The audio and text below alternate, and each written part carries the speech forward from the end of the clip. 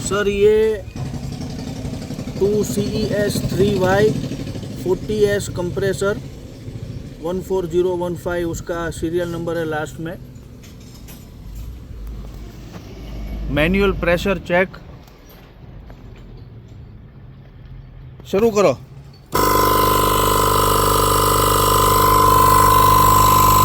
4 ampere 3.9 3.8 બીજામાં દેખાડ।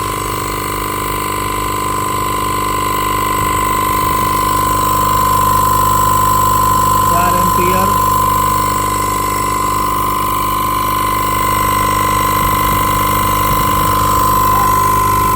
4 ampere तीनों में राउंड अबाउट 4 एम्पियर ले रहा है। सक्शन नो अवाज संभળાવ, डिस्चार्ज नो अवाज संभળાવ। ये डिस्चार्ज, सक्शन, ये सक्शन के ऊपर हाथ रखते ही कंप्रेसर एकदम साइलेंट। લઈ લે। डिस्चार्ज સંભળાવી દે એક વાર, કરી દો બંધ।